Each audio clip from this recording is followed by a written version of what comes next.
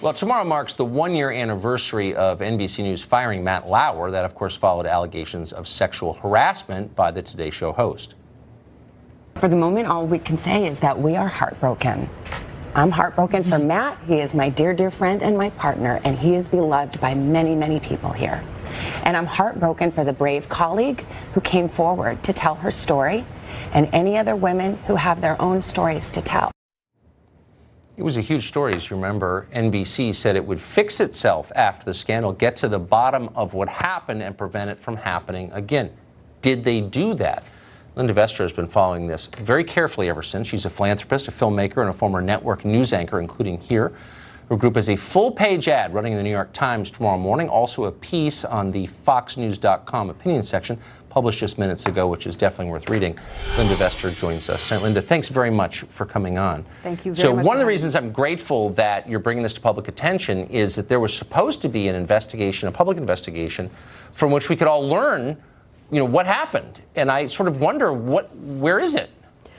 Well, they published results of this so-called investigation, but the truth wasn't in there, because at least six women who were victimized by Matt Lauer, this according to them telling me personally or people close to them confirming to me, were never interviewed. And they had damaging details about Lauer and about others in management who allegedly protected them. Nothing happened. They weren't spoken to properly.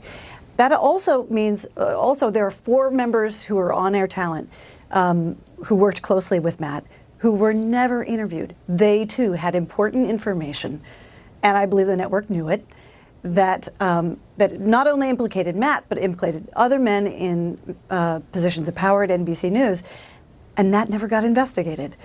There has to be a question about why that didn't get out. Why did Andy Lack, the chairman of NBC News, not let this get out? Is it because he himself has a history of reported sexual misconduct in the workplace in the past, and so he himself is guilty? Or is it because he just wanted to protect other high-profile men at the company? He cares more about the bottom line, doesn't really care about the women whose lives and careers and reputations are being destroyed.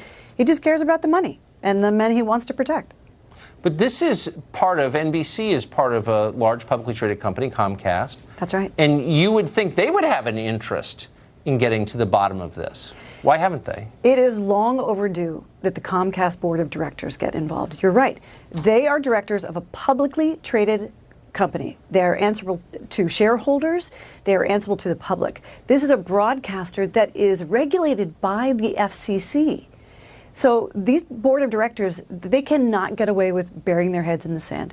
These are real women whose lives and careers and reputations are being destroyed. They can't ignore them. Comcast just put out a Twitter handle yesterday that said Comcast cares. Well, does it really? The directors need to make it their business to get involved, to investigate all of the alleged predators at NBC News, not just Matt Lauer, not just Tom Brokaw, who assaulted and harassed me, but the many, many others. And they need to get to the bottom of it. They need to publish the findings, and they need to clean out what's wrong at NBC News and really be a beacon as a journalistic organization should be. You mentioned Andy Lack, who runs it, and suggested that he himself ought to be investigated. Has he been? Yes. And no. Do you think there's evidence that he ought to be the subject of an investigation? I know of 2 particular victims of his. Both have been interviewed by reporters. And I know of a member of CBS News management who was involved in both of those cases who confirmed that to me.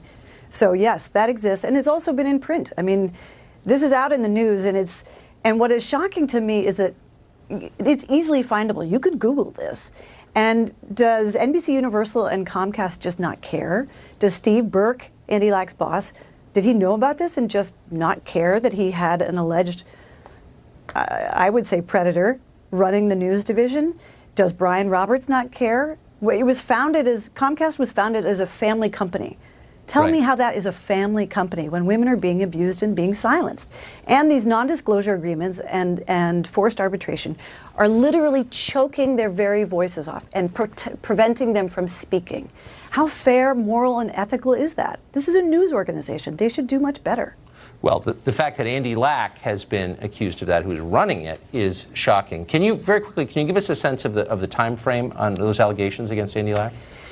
They were in the 80s, I am told, by the people who were knowledgeable about this, when he was executive producer at West 57th at CBS. Amazing story. NBC ought to be leading the charge to get to the truth, but they're not. They Instead, should. you are. Linda Vester, thank you very much for that. Thank you.